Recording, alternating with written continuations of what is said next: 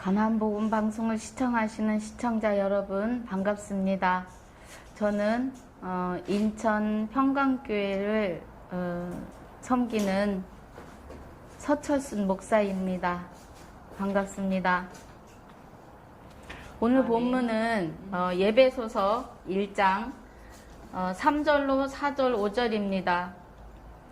5절입니다. 봉독합니다. 찬송하리로다 하나님 곧 우리 주 예수 그리스도의 아버지께서 그리스도 안에서 하늘에 속한 모든 신령한 복으로 우리에게 복 주시되 곧 창세전에 그리스도 안에서 우리를 택하사 우리로 사랑 안에서 그 앞에 거룩하고 흠이 없게 하시려고 그 기쁘신 뜻대로 우리를 예정하사 예수 그리스도로 말미암아 자기의 아들들이 되게 하셨으니 아멘.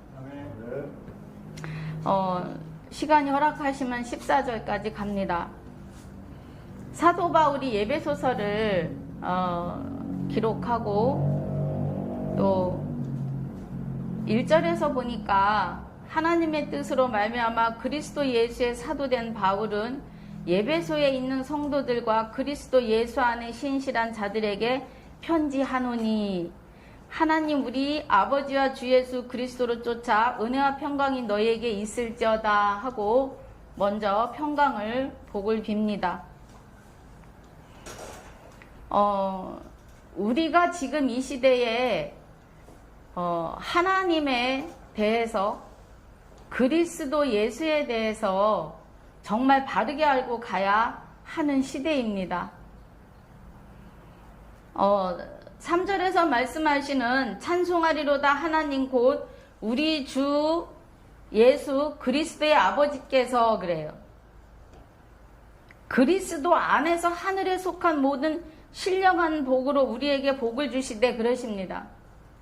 성경에서 말씀하시는 복은 시편 133편 1절로 3절에 형제의 연합함이 어찌 그리 선하고 아름다운고 그곳에 복을 명하였나니 영생이라고 하십니다.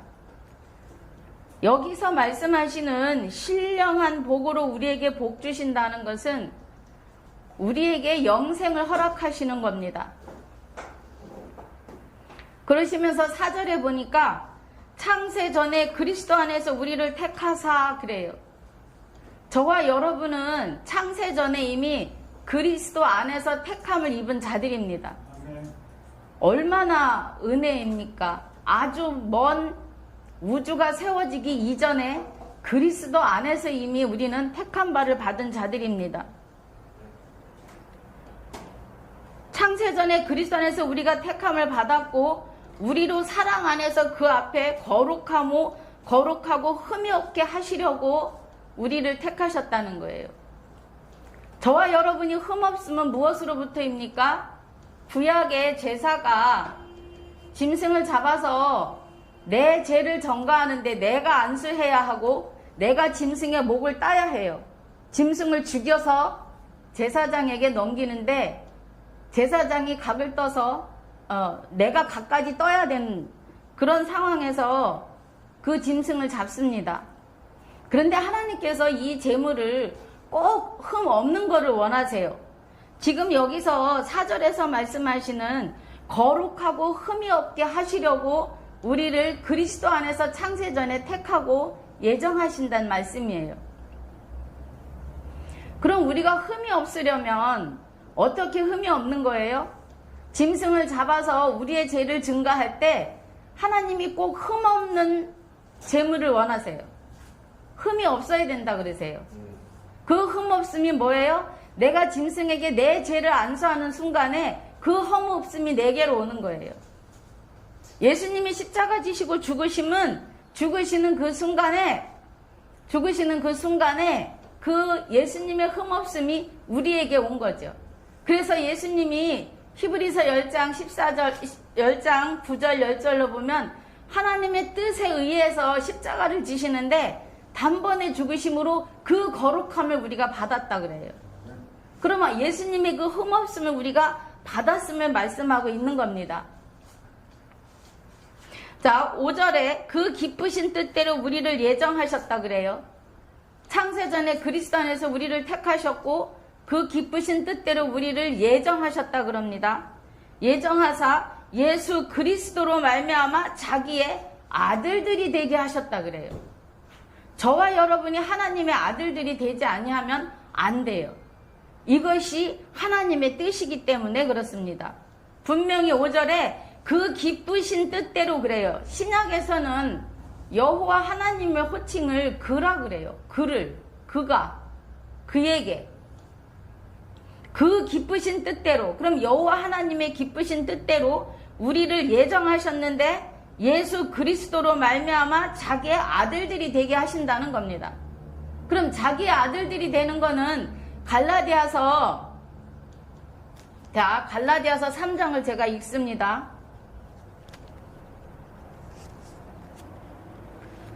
3장 25절부터 27절까지 보면 믿음이 온 후로는 우리가 몽학선 생활이 있지 아니하도다 그래요. 그럼 이 믿음이 온 후라고 그래요. 믿음. 그럼 믿음이 누구냐는 거예요. 여러분, 나와 여러분이 저는 믿음이 없어요. 근데 그리스도 예수 안에 있는 믿음이어야 합니다. 여기서 25절에서 말씀하시는 믿음이 온 후로는 우리가 몽학선 생활이 있지 아니하도다 그래요. 이 몽학선생은 꿈꾸는 거잖아요. 구약에서 예언하고 예표하신 그 사역들이 믿음이 온 후에는 우리가 그 율법 아래 있지 않다는 겁니다. 그러면 그 믿음이 오시는 것은 언제 오신 거예요? 우리의 구원의 시작은 사도행전 2장부터입니다. 히브리서 9장 28절에 죄와 상관없이 두 번째 오시는 그리스도가 우리 안에 임재하셔야 합니다. 그래야 구원입니다. 그래서 그 믿음이 되시는 그리스도 예수가 온 후에는 우리가 몽학선 생활에 있지 않다는 거예요. 구약의 율법 아래 있지 않다는 겁니다. 27절에 누구든지 그리스도와 합하여 세례를 받은 자는 그리스도로 옷 입었느니라 그래요. 이 그리스도의 옷은 고린도후서 5장 2절에 하늘로부터 오는 처소를 덧입은 거죠. 내가 처소를 예배하러 가는데 처소가 예비되면 오마하신 그 은혜가 하늘로부터 오는 처소를 우리가 덧입는 거예요. 그 덧입음이 갈라디아서 2장 20절입니다. 내가 그리스도와 함께 십자가에 못 박혀 죽었나니 그런즉 이제는 내가 산 것이 아니요 내 안에 그리스도께서 사신 것이라. 자기 몸을 버리시고 나를 위하여 죽으신 그리스도를 믿는 믿음 안에 사는 거라 그래요. 그럼 예수님은 죽으시는 순간에 자기 몸을 버리신 거죠. 누구 몸이에요? 마리아로부터 받은 몸이죠. 그러시고 그리스도 예수로 우리 안에 임재하심이 뭐예요? 죄와 상관없이 두 번째 오시는 역사라는 겁니다. 하나님의 뜻은 저와 여러분이 하나님의 아들로 세워지기를 원하시는 겁니다. 그래서 27절이 26절 먼저 보면 너희가 다 믿음으로 말미암아 그리스도 예수 안에서 하나님의 아들이 되었으니 그래요. 그러니까 그리스도 예수가 하늘로부터 오는 처소로 우리 안에 덧입어져야만이 우리가 믿음으로 그리스도 안에 있는 믿음으로 말미암아 그리스도 예수 안에서 하나님의 아들이 되었다는 거예요. 이것이 하나님의 뜻입니다. 창세전에 그리스도 안에서 계획하시고 뜻하신 바가 우리를 하나님의 아들들 삼으시기 위함이에요. 그래서 27절이 누구든지 그리스도와 합하여 세례 받은 자는 그리스도로 옷 입었다고 하시는 겁니다. 사도 바울이 내가 그리스도의 흔적을 가졌다고 하는 것은 하늘로부터 오시는 처소를 덧입었기 때문에 하는 고백입니다. 다시 본문으로 돌아가서요. 6절에 이는 그의 사랑하시는 자 안에서 우리에게 거저 주시는 바 그의 은혜의 영광을 찬미하게 하려는 것이라. 우리가 그리스도 안에서 그의 은혜의 풍성함을 따라 그의 피로 말미암아 구속 곧 죄사함을 받았으니 그래요. 우리가 죄사함을 받는 것은 요한복음 16장 7절 이하에 보면 내가 다시 실상을 말한다 그래요. 예수님이 오셔서 사복음서에 사망에서 생명으로 옮기시는 과도기 시간입니다. 그 시간에 말씀하시기를 16장 7절 이하에 내가 다시 실상을 말한다 그래요. 히브리서 11장 1절을 보면 믿음은 바라는 것들의 실상이요 그럽니다. 믿음은 바라는 것들의 실상이라는 것은 구약의 모든 믿음의 소망과 예언을 다 이루시는 것이 예수 그리스도예요. 예수님이십니다. 그런데 믿음은 바라는 것들의 실상이요 보지 못한 것의 증거라고 하십니다. 그 보지 못한 것의 증거가 그리스도가 하늘로부터 오시는 처소로 우리 안에 임재하시는 거죠. 그래서 우리가 생명싸개 안에 있는 것인데 16장 7절 이하에 죄에 대하려 함은 자 의에 대하려 함은 내가 가는 것이 너희에게 의요 또 나를 보지 못하는 것이 의라 그래요. 그리스도 예수를 보지 못하는 것이. 그러시면서 그 다음에 죄에 대하려 하면 뭐라 그래요? 너희가 나를 믿지 아니하는 것이 죄라 그래요. 성경에서 말씀하시는 죄는 성부 하나님과 십자가 지신 성자 예수님과 성령으로 우리 안에 임재하시는 성령 하나님을 믿지 않는 것이 죄예요. 대한민국의 죄, 대한민국의 헌법에 의해서 짓는 죄는 내가 누구 거 훔쳤으면 죄값을 치르는 것이 세상의 법입니다. 성경에서 말씀하시는 죄는 그런 죄를 말씀하시는 게 아니에요.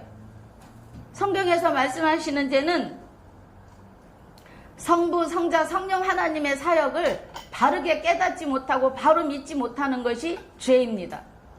그래서 오늘 예배소서를 앞으로 강해를 하도록 하겠습니다. 끝절까지. 그래서 시간이 주어지시는 만큼 진행하도록 하겠습니다. 그래서 오늘은 하나님의 뜻, 첫 번째로 하나님의 뜻을 보는 시간이었습니다.